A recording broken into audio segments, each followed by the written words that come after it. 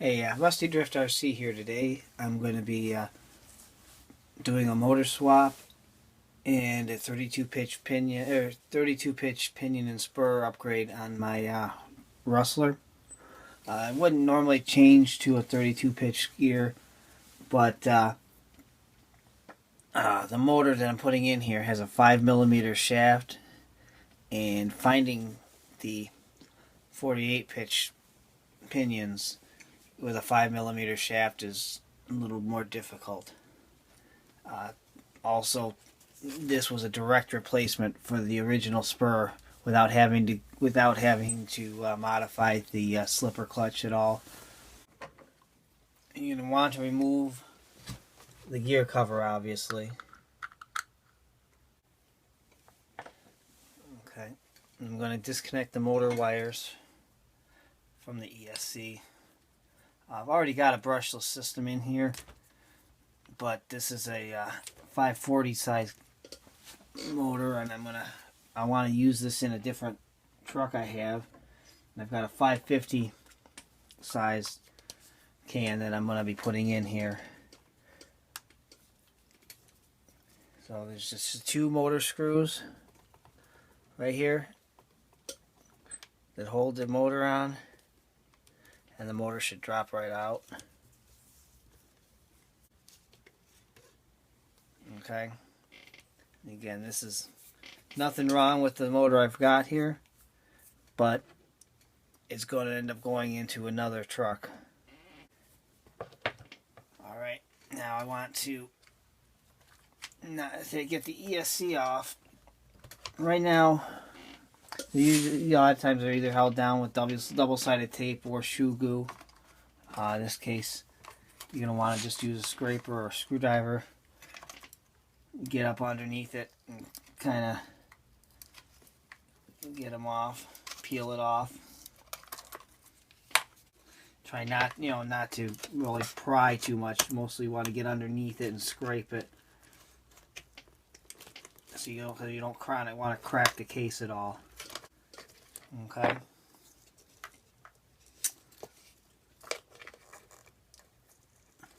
That's loose. Then I want to go ahead and open up the receiver box and disconnect it from the receiver.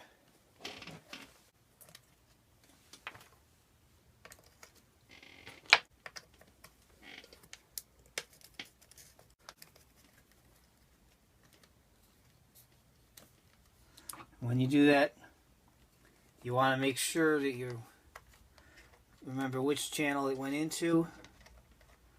You put it right back where it was with the new one. ESC should lift right out of there. Alright, and ready to clean up the old tape and put it in the new truck. This is a steel spur from Hot Racing.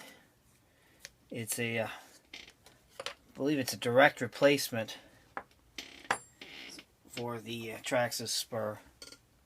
Again, you got 3 screws holding that on. Alright, I want to remove the nut from the slipper clutch.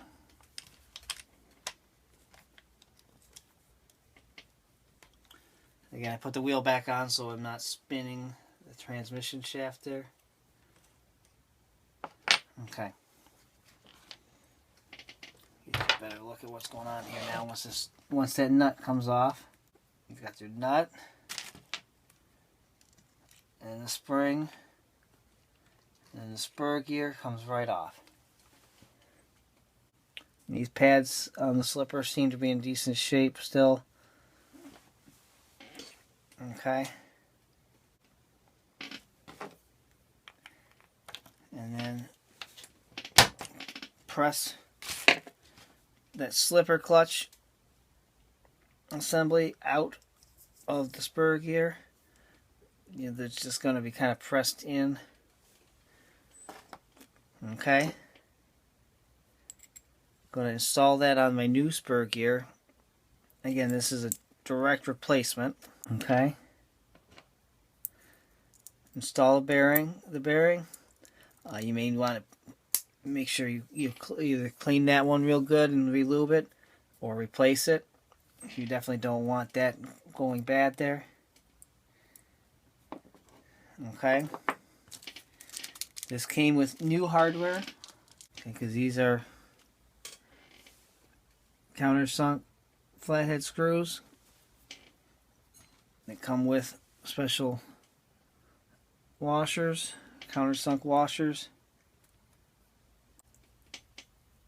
Now you're going to want to use Loctite on these screws here.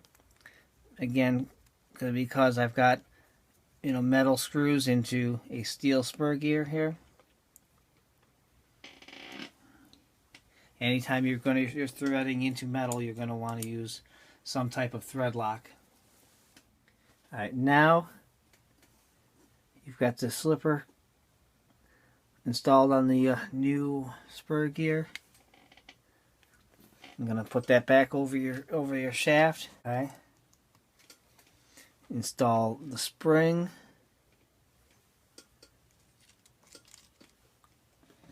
And the lock nut. Now, you may want to replace the lock nut if it's big, so it doesn't start back, in case it's worn, and so it doesn't start backing out on you. There's several tricks tips as far as adjusting the slipper clutch, but for now, basically, I'm going to try to run it down about the same as it was before, and I can adjust it from there when I run it and see how it performs. Alright, next onto the motor. Put your motor through. You want to line the motor up where your wires are gonna have easy access. You can easily get the wires to your speed control. Okay. When I get, again, we don't want to crank them down just yet. You just want to get them just enough to hold the motor against the motor plate so that we can get the pinion lined up. Again, make sure you're using thread lock on that screw for the pinion, because you do not want that coming loose on you the other way.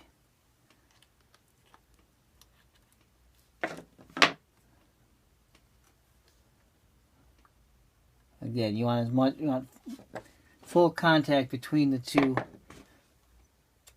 gears. You don't want one sticking out farther than the other.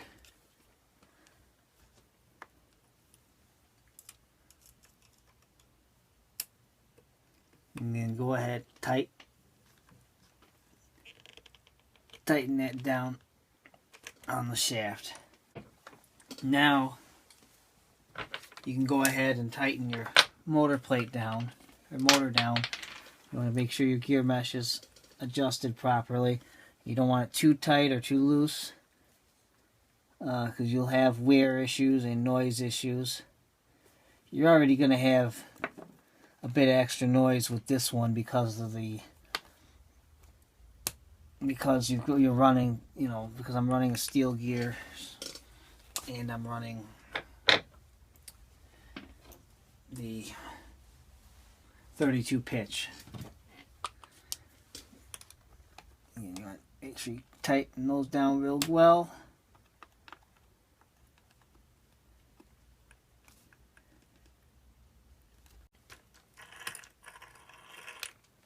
New spur and new motor installed.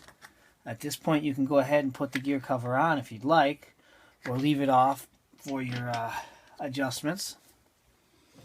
Now the speed control, I'm going with this one's waterproof unit. The old one I don't think was waterproof. Okay, now You want to make sure that you've, again, cleaned your mounting surface with some alcohol. And you want to basically also make sure that your wires are going to reach from that mounting position. I had my old ESC right here, but on the side. Now my wires are going to be just a little bit short to reach. So I'm going to go back to the original position up on the mount here. Okay, so that my wires are going to reach. I'm using a little bit of shoe glue on the bottom of the ESC. You can use double-sided tape, which is probably preferred, or whatever method you normally use. Some people use Velcro, but I don't see that working well in a high-speed rig. Go ahead, get it mounted on there nice and secure. It's going to take a few moments for that to set up properly. Alright, and let that set.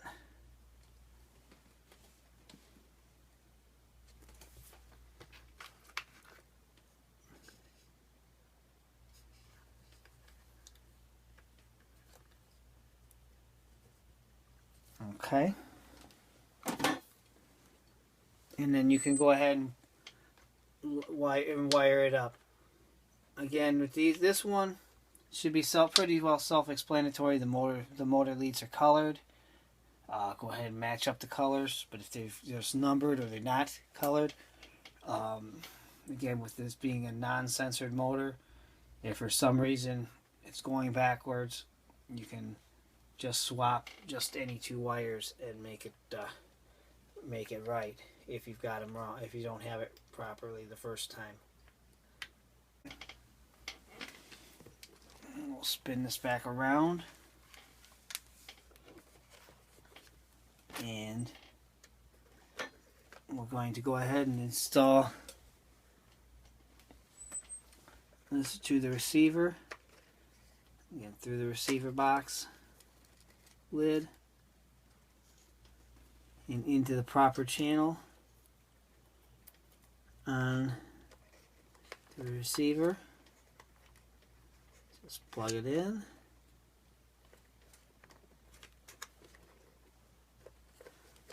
Okay, make sure your gaskets are in place when you put this back together. If you'd like to keep the waterproof.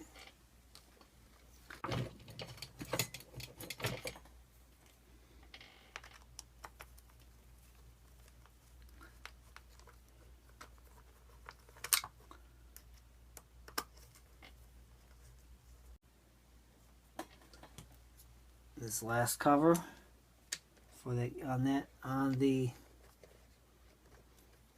receiver box, you can go ahead and tuck the wire in as far as you want. Again, so you have the less wire you have hanging out, the less you have to deal with as far as to keep it neat and out of the way of everything else.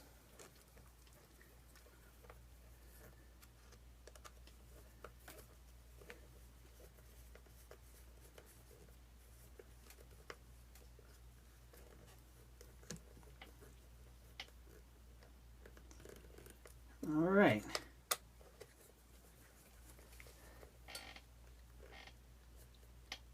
Everything's all buttoned up, and you're ready to grab a battery and set up your ESC. Follow the manufacturer, follow the instructions as far as getting everything set up and calibrated properly, and you're ready to roll. Thanks for watching. Remember to like and subscribe.